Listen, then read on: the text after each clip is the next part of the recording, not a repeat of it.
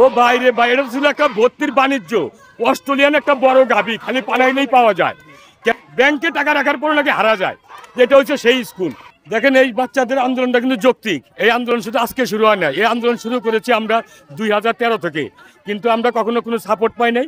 আজকে বাচ্চারা আন্দোলন করে যখন সরকার পদত্যাগ হয়েছে, তাহলে এখন অনেকেরই পদত্যাগ করা উচিত, কারণ এগুলো ওই সরকারি পেতাত্তা।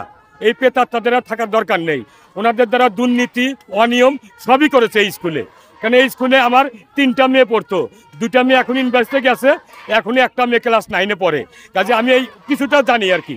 এই বিগত 17 বছরের দুর্নীতি কী যে হয়েছে ঢালাওভাবে, ব্যাংকের ভুল থেকে এদের টাকা উধাও হয়ে গেছে, যা শুনলে হাস্যকর মনে হয়। প্রিন্সিপাল মিটিংয়ে এসে বলে যে আমাদের 32 কোটি টাকা ব্যাংকের, সোনালী ব্যাংকের ভুল থেকে হারা গেছে।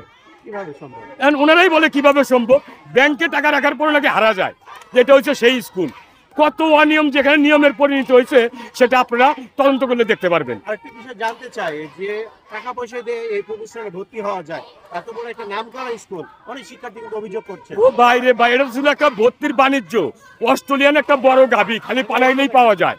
কেননা এই যে এই স্কুলটা, একটা বাচ্চা ভর্তি হলে 4 থেকে 5 লাখ টাকা পর্যন্ত নিত। এই বিগত 17 বছর দেখছি অনেক আঙ্গুল ফুলে বট গাছ হয়ে গেছে, কলা গাছ না, কলা গাছের চেয়েও মোটা বট গাছ হয়ে গেছে।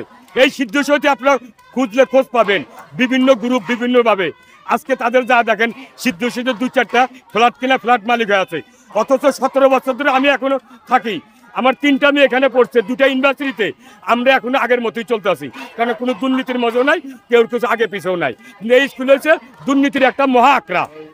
একটা বাচ্চা ভর্তি হইলে 4 থেকে 5 লাখ টাকা লাগে এখনো।